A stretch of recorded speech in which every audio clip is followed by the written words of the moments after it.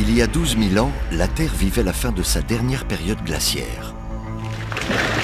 Depuis, l'homme a apprivoisé la nature sauvage et conquis le monde en bâtissant des villes et de puissants empires. Presque aucune parcelle de la planète n'y a échappé.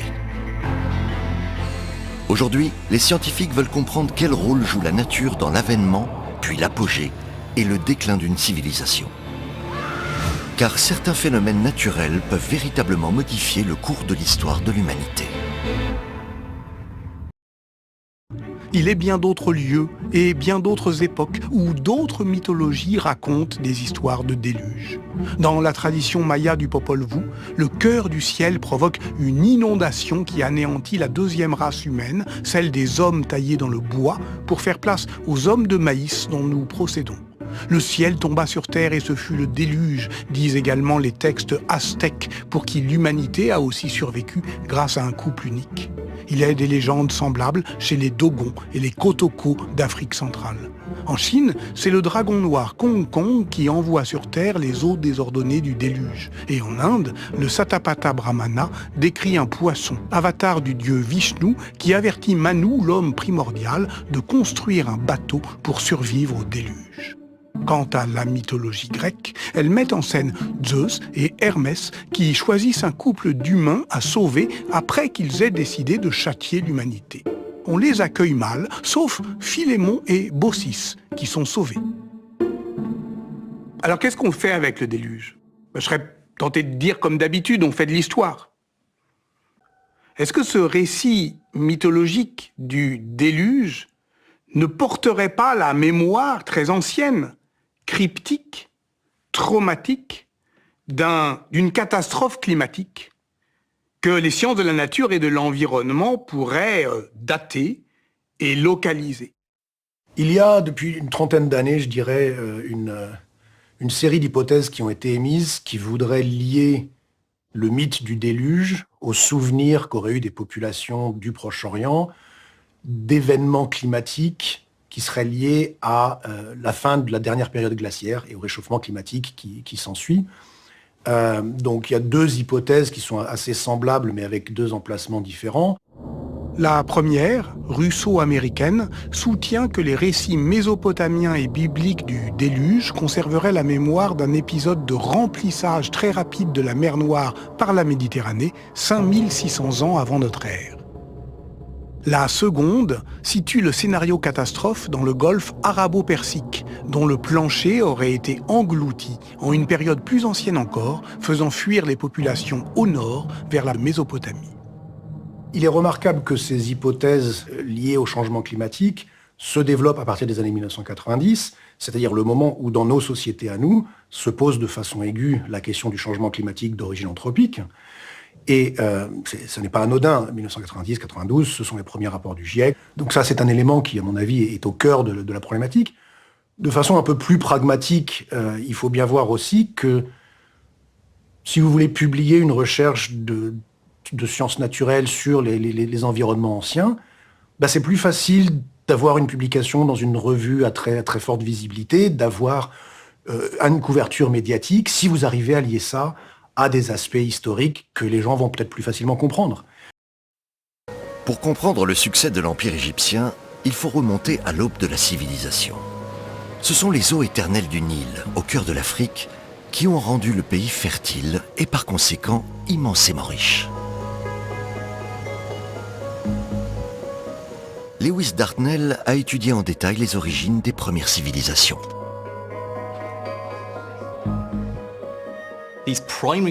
Les civilisations les plus anciennes sont toujours apparues sur les rives de grands fleuves. L'Indus, le Tigre et l'Euphrate, et le Nil. C'est là que sont nées les premières civilisations, et de là qu'elles sont parties peupler le reste de la planète. Aujourd'hui, on pense que c'est en partie un changement climatique qui a poussé les hommes à s'établir dans cette étroite vallée du Nil. La région d'Afrique, qu'on appelle aujourd'hui le Sahara, était beaucoup plus humide à l'époque. C'était une immense prairie parsemée de lacs, un environnement idéal pour les chasseurs et les cueilleurs. Puis, un changement climatique a asséché l'Afrique du Nord et le désert du Sahara a fait son apparition.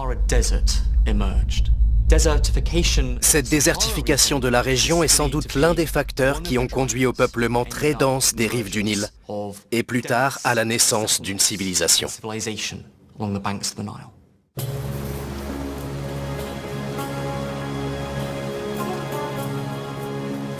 Vers l'an 3000 avant Jésus-Christ, les villes et les villages disséminés le long du Nil s'unissent pour la première fois en un seul et même royaume. Les générations suivantes érigeront les pyramides, d'imposants monuments qui témoignent des ressources extraordinaires dont disposent déjà les premiers souverains égyptiens. L'Égypte est alors suffisamment riche pour importer tout ce qui lui plaît. Le long des côtes méditerranéennes, les navires marchands s'activent sans relâche. Mais parfois, le vent du large amène aussi des visiteurs plus hostiles. Sous le règne de Ramsès III, la vallée du Nil connaît de graves affrontements avec des bandes de pillards.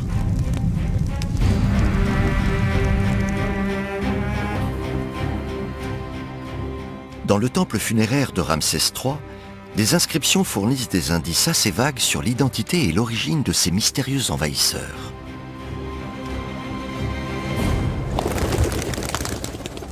Ils sont désignés sous le nom de peuple de la mer. Ce nom un peu flou montre bien encore aujourd'hui le peu d'informations dont on dispose à leur sujet. Peut-être que Ramsès III lui-même ne savait pas trop à qui il avait affaire.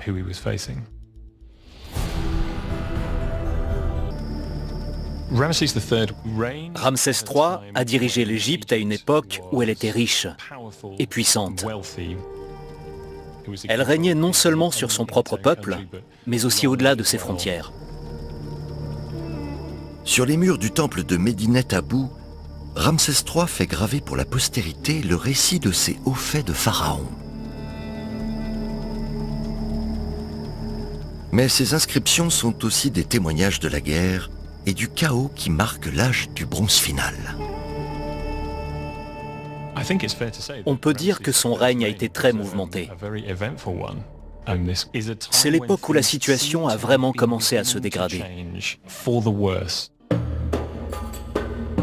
Le temple funéraire de Ramsès III fournit une piste sans équivoque sur les causes de l'effondrement à venir.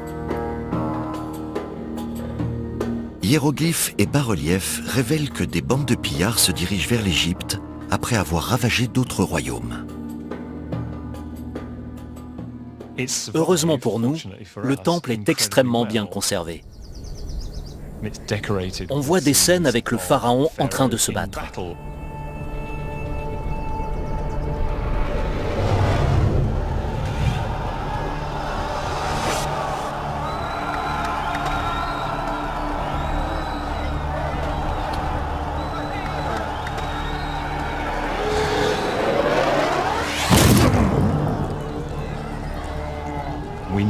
Plusieurs sources indiquent que ces champs de bataille ne se trouvaient pas tous à l'étranger.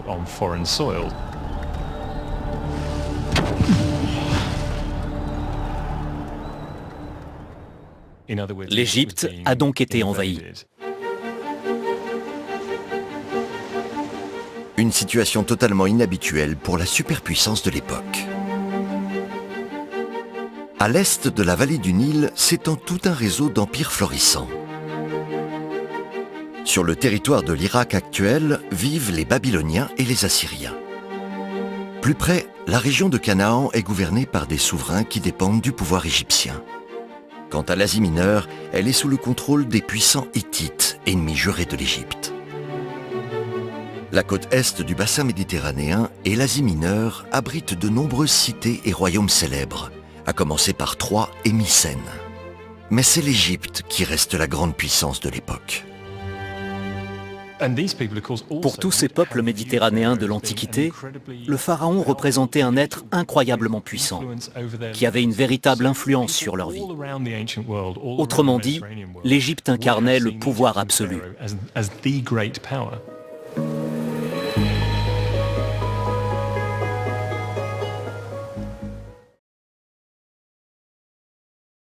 Mossoul.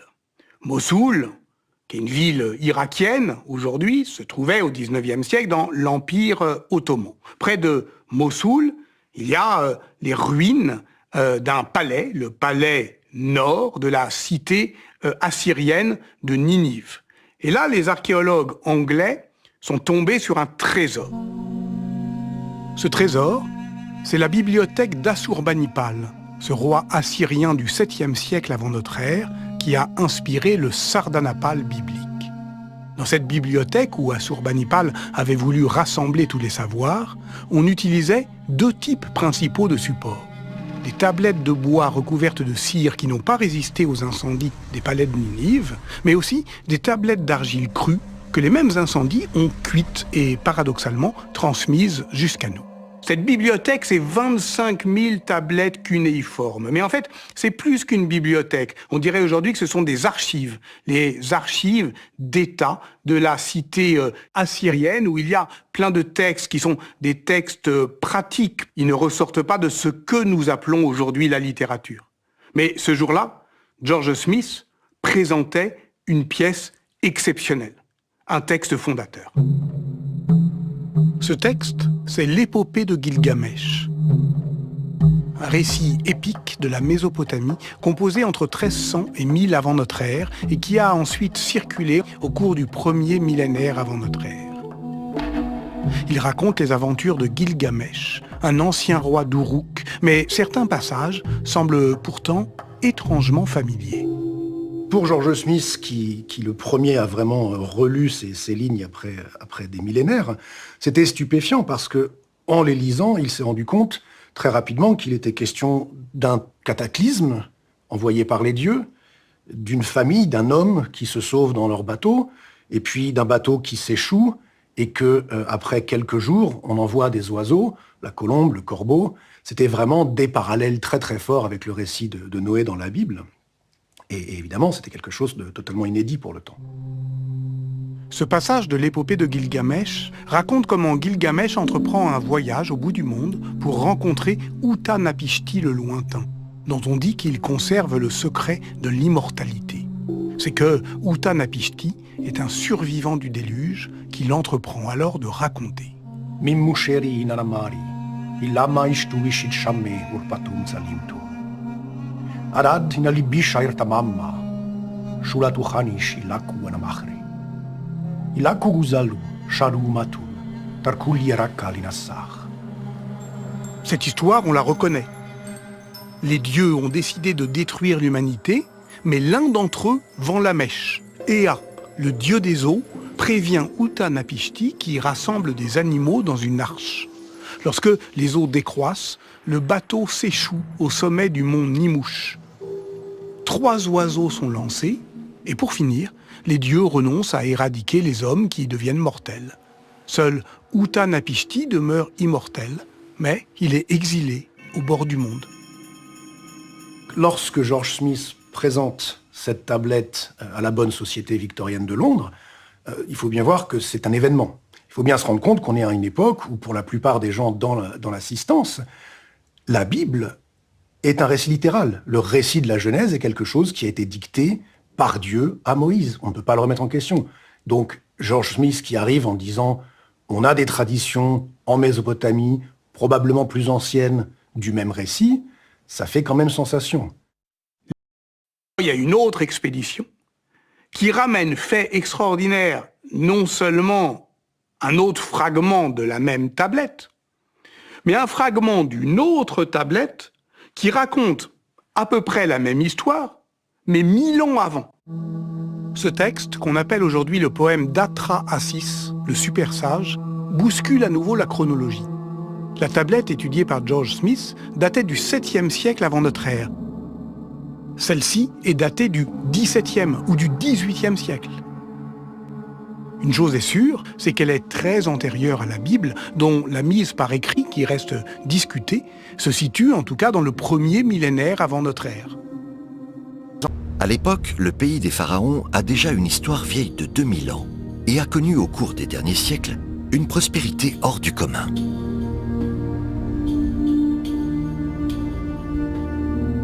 C'était l'ère de la 18e dynastie qui a vu régner le célèbre roi hérétique Akhénaton et sa belle épouse Néfertiti, ainsi que Toutankhamon et Ramsès II. Let's set the scene in ancient Egypt first. Akhenaten ruled in Egypt as pharaoh during the 18th dynasty of the New Kingdom of Egypt. The New Kingdom of Egypt spanned between circa 1570 and circa 1069 BCE, the time of Imperial Egypt, when it established its empire. The New Kingdom is one of the most famous periods of Egyptian history in the modern day, since it includes the reigns of the pharaohs Hatshepsut and Thutmose III of Dynasty 18, Seti I and Ramesses the Great in the 19th dynasty, and Ramesses III of the 20th dynasty. The period we are looking at, though, is the life and family of Amenhotep III between circa 1386 and 1353 BCE, who was the father of Akhenaten and grandfather of Tutankhamun. Amenhotep III is considered one of the most successful Egyptian rulers. His reign was one of the most opulent in Egyptian history, and he maintained a stable empire whilst expanding its borders and devoting himself to the arts and building projects. During the reign of Amenhotep III, the cult of Amun, the god of the sun and air, and also known as the Hidden One, and its priests had accumulated more land than the king and were becoming increasingly wealthy. So Amenhotep worked to overcome their growing power by aligning himself with a minor god, Aten. Aten is pretty much the sun in the sky. It's a sun disk and has no humanoid form nor any myths associated with it. Amenhotep III's plan to build the cult of Aten at the expense of the cult of Amun didn't really work, but it did elevate the Aten from a minor god, with the sun disk being present on some inscriptions during his reign, and the Aten would become a prominent feature in the rule of his son and successor, Amenhotep IV. Que lit-on dans ce poème d'Atrahasis? L'histoire d'une assemblée de dieux querelleurs, bien décidés à détruire une humanité nombreuse, bruyante, dont le dieu Enlil dit qu'elle l'empêche de dormir. Et puis, l'histoire d'un survivant à ce déluge qui raconte tout l'épisode. Alors évidemment, il y a une question qui se pose, qui est la question brûlante, cuisante. C'est comment ramener cette tradition, donc on va dire qu'elle se cristallise au XVIIIe siècle avant notre ère, à la Bible. On pourrait simplement se contenter d'y croire. Et pourtant, on cherche à le ramener à de la réalité, on cherche à donner consistance à nos croyances, on cherche les traces que pourrait avoir fait le mythe sur la surface de la Terre, les empreintes, par exemple, de l'épave de l'arche. L'arche s'est posée sur les monts d'Ararat, affirme la Genèse, c'est-à-dire sans doute dans l'ancien royaume d'Urartu, à l'est de l'Anatolie. Dans la version mésopotamienne, le bateau d'Utanapishti a accosté sur le mont Nimouch, dans les montagnes du Kurdistan irakien. Pour le Coran, c'est au Djebel Djoudi que l'arche a terminé sa course. Mais pour l'historien romain Flavius Joseph, c'est sur le mont Elbrouz, dans le Caucase. Au Moyen-Âge, le site le plus cité est un sommet qu'on va conséquemment baptiser Ararat, en Arménie, à la frontière de la Turquie et de l'Iran. Partout, en tout cas, il y a ce besoin irrépressible de déposer sur terre la trace de nos imaginaires.